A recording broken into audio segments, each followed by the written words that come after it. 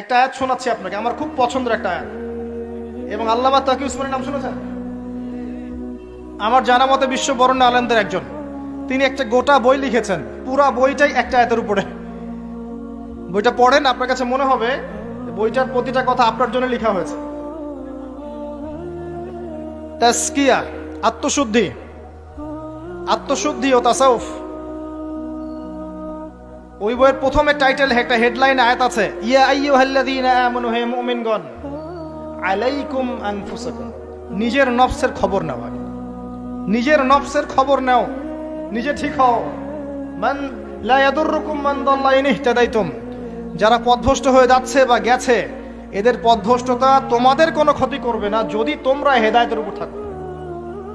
এর চেয়ে বড় কোনো মেডিসিন নাই। এই আয়াতের মধ্যে সব কিছু আছে, আমাদের সমস্যা এবং আমাদের সলিউশন।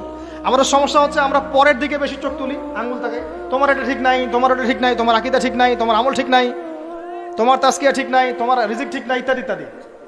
নিজের দিকে এতবার আঙ্গুল আমরা তুলি না। আমার আকীদা ঠিক আছে কিনা, আমার মানহাজ ঠিক আছে কিনা, আমার আমল বেদাত মুক্ত কিনা, আমার রিজিক ঠিক আছে কিনা, আমার পরিবার ঠিক আছে কিনা, আমার নফসে আত্মশুদ্ধি আছে কিনা, আমার ভিতরে হিংসা আছে কিনা, গীবত আছে কিনা, তোহমত দেই কিনা, অহংকার আছে কিনা, এগুলো আমাকে চিন্তা করতে হবে। আলাইকুম আনফুসাকুম, নিজের নফসের খবর নাও। এই নফস নিয়ে আল্লাহর কাছে যেতে হবে। এই একটা আয়াত যদি বুঝে আসে, আপনার প্রবলেম সলভ।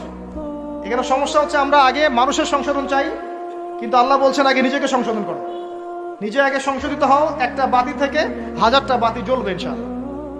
আর নিজেকে সংশোধন করতে না পারলে আমি বাতি জ্বালাতে পারবো না। তো ইভেন এখানে বসে আমি যে কথাগুলো বলছি বা বলবো বা বলা হয়, যারা বলে, তারা নিজেরা যদি সেগুলোর উপর আমল না করে, এই কথার কোনো তাসির হবে না আপনার উপরে।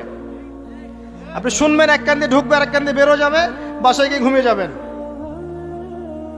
এটা বাস্তবতা। রাসূলুল্লাহ, শোনেন, রাসূলুল্লাহ সাল্লাল্লাহু আলাইহি ওয়াসাল্লামের দাওয়াতে এত হিউজ মানুষ ইসলাম কবুল করলো কেন বলেন তো?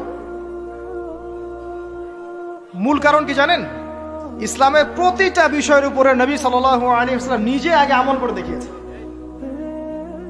এই জন্য তার কথার মধ্যে নূর এবং তাসির এবং বারাকা এত বেশি ছিল যে মানুষের কলিজার মধ্যে কথাগুলো আঘাত করেছে, মানুষ পরিবর্তন হয়েছে।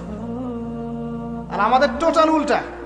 এইখানে বসবো, এই ধরনের জায়গায় যারা বসি তাদের এক শ্রেণীর কথা বলছি, সবাই না।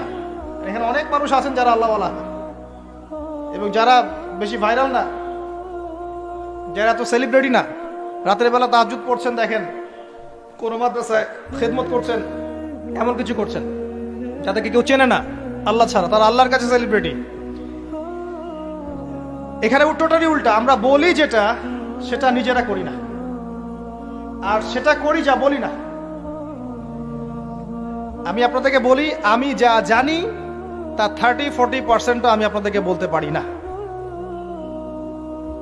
ভয়ে বলি না। আর আমি যা বলি তার 100%-এর মনে হয় 50-60-70% আমি করতে পারি না। নিজেদেরকে নিয়ে শঙ্কিত আমরা যে কি হবে। তো এই আয়াতের উপর আমল ছাড়া আমাদের কোনো গতি নাই। ইয়া আইয়ুহাল্লাযীনা আমানু, হে মুমিনগণ, আলাইকুম আনফুসাকুম, নিজের নফসের খবর নাও। লা ইয়াদুররুকুম মান দাল্লা ইন ইহতাদাতুম, তোমরা যদি হেদায়েত প্রাপ্ত হয়ে থাকো, ওদের পথভ্রষ্টতা তোমাকে ক্ষতি করবে না। ইসলামের শত্রুদের কথা বাদ দেন, আগে নিজেকে ঠিক করেন, নিজে থেকে ঠিক করেন।